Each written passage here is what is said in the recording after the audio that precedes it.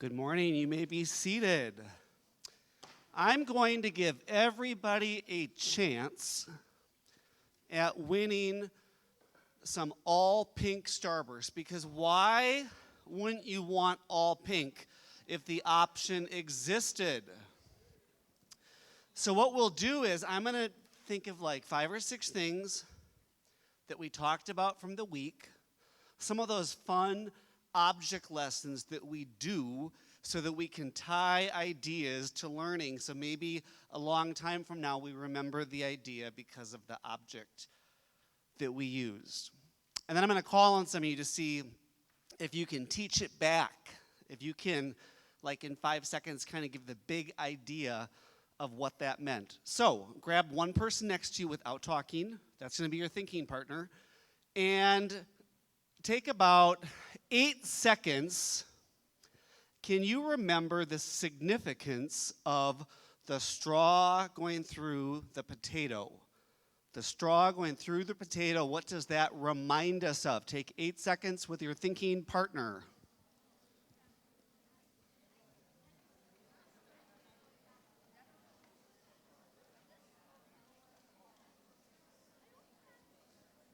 All right, now if you think that you can describe back to me the takeaway from that we need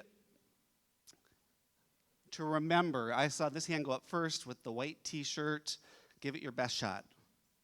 Always follow through and like make sure you go all the way. Don't miss the mark, and yeah. Absolutely, you got it right. Good job. Okay, next one. What is the significance of the paper airplane? 8 seconds with the person next to you with your learning partner.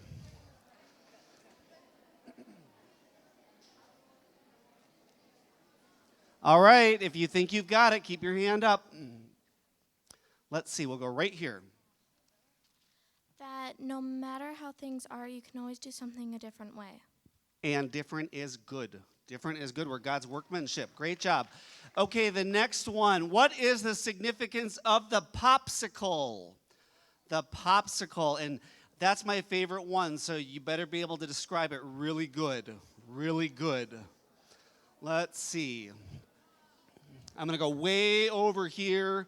The significance of the popsicle. Sin numbs you to the consequences of what you did. Absolutely. And as a bonus, who can tell me what insatiable means? What does insatiable mean? All-knowing? That's a good guess. We talked about that. But insatiable, it has to do with the popsicle. It's like unquenchable. Yes, yes. Cannot satisfy. All right, how about this one? Who can remind me the significance? This goes all the way back to Monday of what's in the cup. What's in the cup? Take about 5 seconds with your learning partner. Make sure you got it right.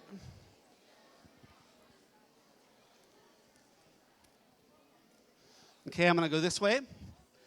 And I see a very eager hand right here. Believing isn't seeing. So why should you believe what I tell you is in the cup? Because you're a first-hand witness. Because there's a first-hand witness, because I put it there. Wouldn't it take more faith to make up something else to believe than to go by that evidence? You get Skittles. Okay, how about this one? This is one of the big words we talked about.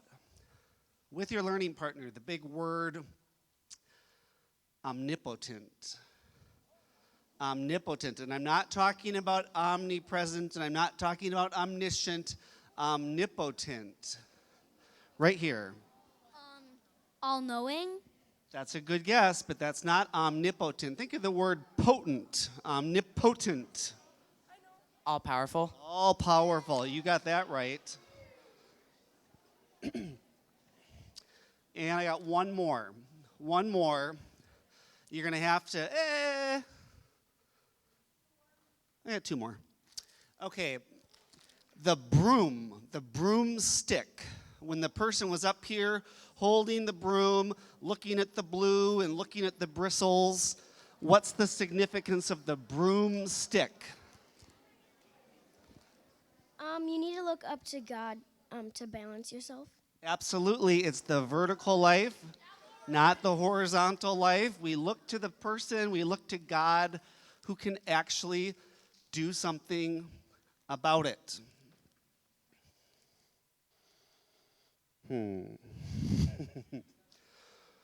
This one's a hard one because we didn't spend a lot of time on it. Think of the ice.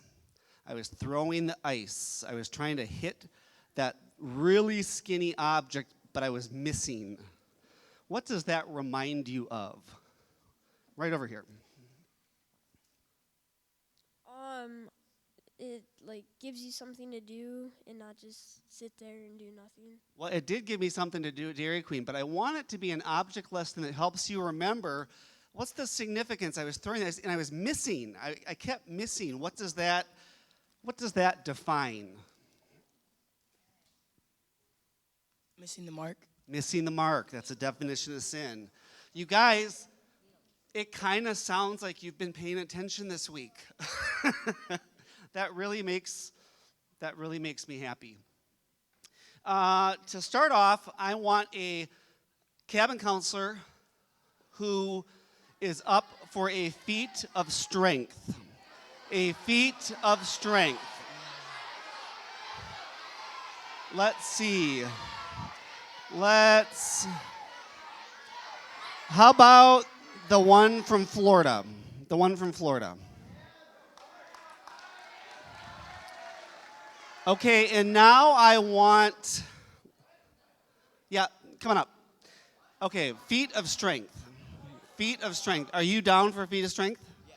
Okay, here's a roll of toilet paper.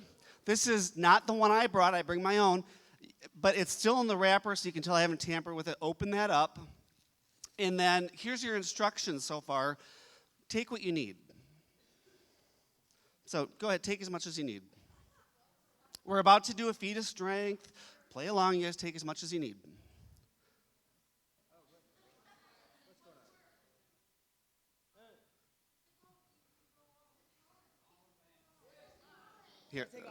Here, rip it fresh. And okay, now take what you need. Just take as much as you need. No more extra. Okay, you got what you need? Now I need somebody who's willing to go up against Carter in this feat of strength. Okay. Yep, come on up. So, Carter, how many pieces of toilet paper did you take? Okay, Carter took 10. We are going to do a push-up contest. The first person who can get to 20 push-ups. But Carter, it's 20 push-ups plus 10. Okay, you picked 10. It's 20 plus 10. What's your name? Elijah. Elijah, take what you need.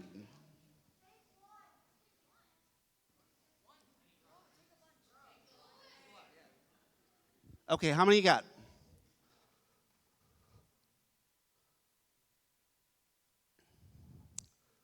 About 5? Okay. So, Elijah, it's 20 minus 5. Okay? So we're going to do 15 push-ups, 30 push-ups, and it's going to be a contest. And you guys, it's totally fair because they pick their own toilet paper, right? Are you guys ready? Are you ready for this feat of strength? Do you want to pass it off to somebody else, or do you want to do it? Okay, ready? On your mark. You guys get down. Get set. Are you guys going to count? Go. 1, 2, 3, 4, 5, 6, 7, 8, 9, 10. Only 5 more. 11, 12, 13. 2 more. Come on, 2 more. Quick. 1 more. Oh, excellent. And I already gave away all my candies, so you each get like a koosh ball. Oh. All right, thank you guys. That proved my point. You can go be seated. We're going to talk about what just happened.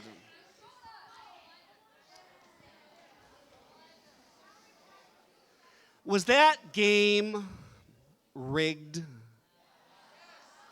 Was that game fair? Not really. Think of the sport that you play. Maybe you play lacrosse, maybe you play volleyball, maybe it's basketball, football, I don't know.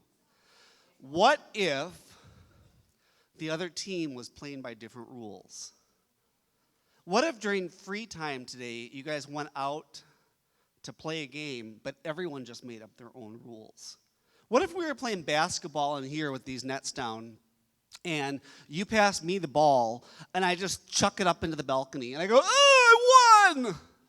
Like, how long would that game be fun? That game would not be fun. I went to visit some friends, and they have 3 little kids who are under 7. It's like 4, 6, and 7. And those kids were told, Uncle Tom does not like to wake up early in the morning. Uncle Tom hasn't had breakfast in 40 years.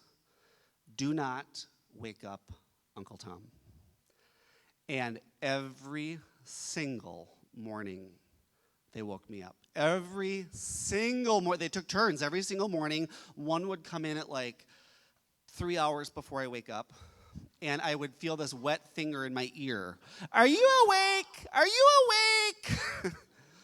And then she would say, she's missing teeth and everything. She'd go, Uncle Tom, I have sorry set up on the floor in my room, and you're red and I'm blue, so you need to get up. And I would, like, you guys, I would go, get out. And she'd go, okay, I'll be back in 10 minutes. And I would finally get up and go play sorry, and playing sorry with these kids is no fun because they make up their own rules. They can't read. They can't read the instructions. So this game is never ending and it's never fun because they're making it up as they go. Some people, when they think of this book that we've been studying this week, when they think of this library of 66 books like we talked about, they'd say, you know, that's just a big book full of rules meant to suck the fun out of life. Have you ever thought that way, or have you ever heard people talk that way, that the Bible is just kind of a rule book? I don't think that's what it is at all. I think, you guys, that as human beings, we like order, we crave order, we thrive with instruction, we like to know what we're designed to do and our greater purpose in life. And so when I think of the Bible, I don't think of it as this big rule book that's going to suck all the fun out of life. You can't do this, and you can't do that, and you can't do that. I think of it more like a train. Think of a big, powerful locomotive. It can go great distances, thousands of miles. It can go fast. It can carry huge loads. It's strong when it's on track. If you take a train off its track, it's stuck. Can't go far, can't carry anything, can't go fast, not powerful. It's just derailed.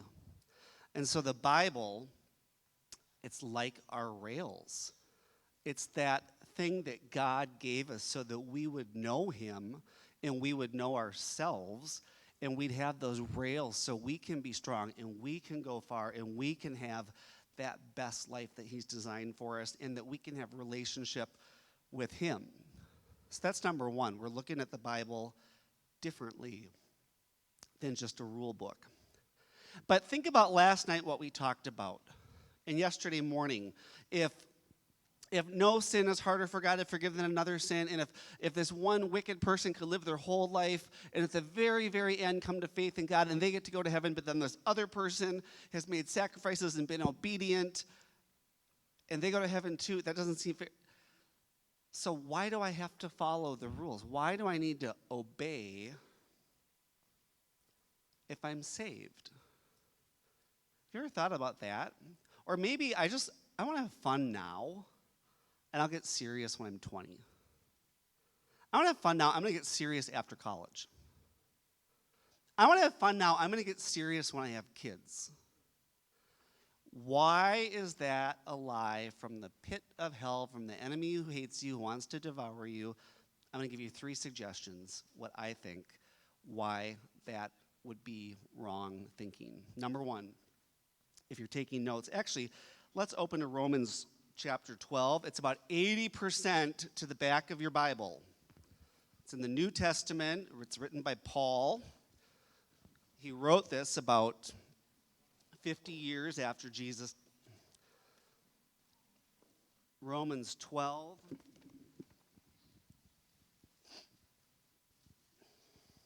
My Bible has an annotation at the top. We'll talk a little bit about that tonight, different Bibles and the tools that they have. It says, Paul gives us guidelines for living as redeemed people in a fallen world. And so, chapter 12, verse 2. Do not conform any longer to the pattern of this world. Don't go with the flow. Don't be like everyone else. Different is good. Do not conform any longer to the pattern of this world, but be transformed by the renewing of your mind.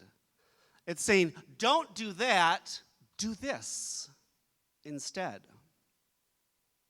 Then you will be able to test and approve what God's will is, his good, pleasing, and perfect will. This silly example with the toilet paper, I think if the 2 would have known what I'd say next, they probably would have made different choices in what they picked. So here's my 3 ideas on why I think it's important to obey, to be obedient, to live the Christian life, like my college professor said. Number 1, when we sin, there are consequences every time. Picture you're going to turn 16 years old and your rich, long-lost relative contacts you and says, go to any car dealership you want, pick out a brand new car, I'm going to buy it for you. I had a friend have that happen when he turned 16. Some grandpa bought him a Corvette or something. Imagine you get that brand new car. What would it be? Would it be a Tesla? Would it be a Lamborghini, Ferrari, Mustang, Jeep? So tell me if this makes sense. You've got your brand new car in the color that you picked, hot pink, and you drive it about a mile. So that odometer only says 1, and you stop at the Walmart to get some candy. You come out back to your car, and wouldn't you know it, someone pulled up right next to you, and they carelessly opened their door, and now there's a door ding on your perfect brand new car. What would be the next logical step for you to take? Number 1, here's your choices.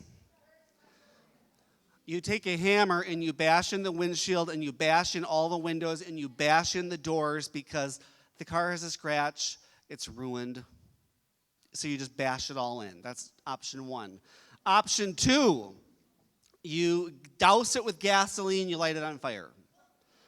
Option 3, you drive speeding toward a cliff and you jump out of your car at the last moment and the car goes over the cliff. Or number 4, I don't want that to happen. Boy, I'm gonna be more. I'm gonna start parking at the back of the parking lot. I'm gonna start parking on the end, even if I have to walk a few extra steps, because this car, even with that scratch, there is still so much value. I don't want to let that happen again. You guys, we get into ruts of sin. We get into ruts of bad choices. And the enemy wants us to believe that once we've crossed that line, Now it doesn't matter. Do it 100 times. Do it 1,000 times. He doesn't want you to believe that every instance of sin is like that hammer hitting the window. It's another ding. It's another pain. It's another consequence. It's another stolen joy, added anxiety. I think that's where the enemy gets us a lot. He wants us to think, you've already done it, now it doesn't matter. It's not true. Number 2, do you want to be a tool for the Lord or a tool for the enemy? Like, we're not really neutral. You know what I mean? We're not really. I'll give you an example. There's a guy that I had in my group in junior high, in my youth group. His name was Reed, and Reed was awesome. I think I've always thought super highly of Reed. And Reed really wanted to do the right thing a lot. Wouldn't you be surprised when I tell you that many years later, he's a junior or a senior in high school, and Reed is running with a really popular group of kids. In this group of kids, they'd get together on the weekends, and a lot of kids would be drinking or doing other things that were illegal. But Reed wouldn't. Reed, in fact, would bring his own root beer with him. He'd bring like a bottle of root beer, like IBC. So everyone else is drinking stuff they shouldn't drink, and he's drinking beer, and he's the designated driver. And one time in group, he's talking about this weekend, and can you pray for my friends, and da-da-da-da-da. And I pulled him aside afterward. And this part might surprise you. I said, Reed, I'm a little bit disappointed in you. He goes, what are you talking? Did you hear what I said? I bring root beer. I'm not doing that. I'm doing the right thing. And I said, Reed, you know, maybe when you're like in 7th grade or in 8th grade, that's good. We're supposed to keep growing and getting stronger and developing. And you know what I'd rather see from you? I'd rather see you be different enough that someone noticed. Instead of, hey, wherever they go, there you are. They've got their brown bottles, you've got your brown bottle, maybe no one will know. You're driving all the drunks home who throw up in the back of your car. But you're cool, you're influential, people want to spend time with you. What if you made them choose? What if people said, hey, a party on Friday, and you said, oh, I'm not going to that, but I'm going to the movies, want to come with me? I think people would. And so you're being just different enough that nobody notices. You guys, the enemy, he wants to trip us up. He wants us to be disobedient. If he can't get that, if he can't get us separated from God, the next thing he wants is just to render us useless. I don't think Reed was a tool for the enemy. I think maybe he was a tool another way because he was enabling his friends. Number 3, when we sin, there's distance between us and God. We are walking away from this perfect and holy God. God doesn't change. We are walking away from that communion, from that relationship with him because we're snarled up in sin. So to show an example that I hope you'll remember, can I have someone volunteer to come up here who would say that they trust me? So far, you trust me. Okay. Oh, this guy right here, he's going, me, I'm the one. Come real quick.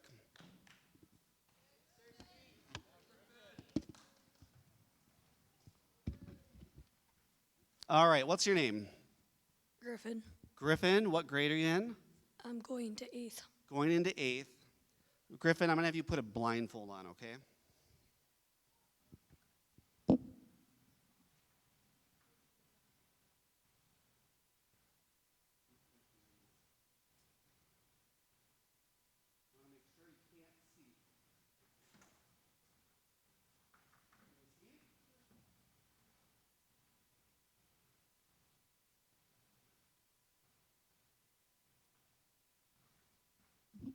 All right, so Griffin, I'll help you here. Move forward. We're going to go about middle of the stage. Okay, and then look at the wall. Put your arms straight out like that. Have your back be like a pencil. Be stiff as a pencil. Do not bend. Don't bend your hips or anything. Stay straight as a pencil. And I'm right here. You guys, although he can't see, he can feel my presence. He can hear my voice. Okay? Have I given you any reason not to trust me this week? Griffin, right? Is it Griffin? Okay. Griffin, when I count to 3, I just want you to lean back, and I'm going to catch you from falling, okay? 1, 2, 3. Okay, that wasn't so bad. Griffin, though, he is sinning. He is not being obedient. He's going, but I'm saved. What's it matter? I can just, every Sunday I'll just ask for forgiveness, and then I get a clean slate, white as snow, fresh as new. So, Griffin, I'm taking a few steps back. You can't feel my presence as you go away from me. I'm still going to catch you. I'm going to ask you to believe what I'm saying. I haven't given you any reason to let you down yet. Stay stiff as a board. If you don't, you could get hurt, okay? 1, 2, 3. Oh, no. We're not even close to done. So Griffin, he is now off the camp high. He's back in his old ways. He hardly even remembers anything that was talked about this week or any decisions he made. He's having fun. He's going to get serious about his relationship with God, like when he's 20. So Griffin, when I count to 3,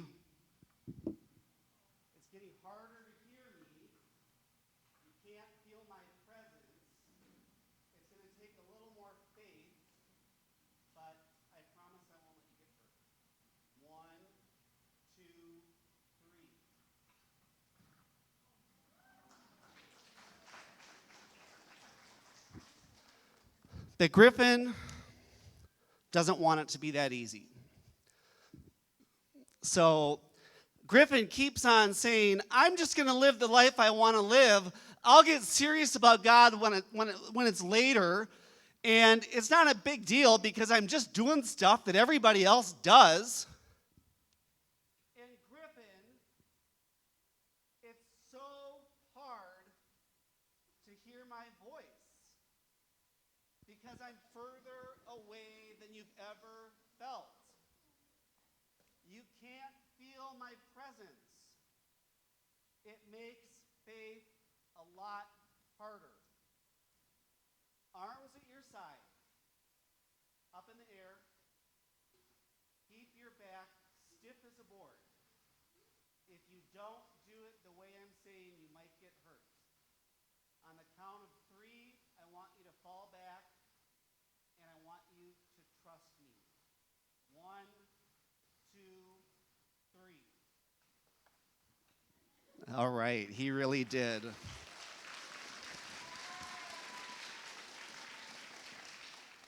Good job. You can go be seated. That's magic. You guys, why do we obey when we know God will forgive us? Why do we obey when we know we're saved? Number 3, because when we live in disobedience, it gets a lot harder to have faith. It gets a lot harder to feel close to God. Have you noticed at camp it's kind of easy to feel close to God? So we'll talk about that tonight. We'll talk about how do we bottle up some of this camp feeling so it's not just a feeling, but it actually goes home with us. And I get you guys one more time tonight. But before then, I'm going to dismiss you to your cabin groups and ask that today be your very best day at camp. You are dismissed.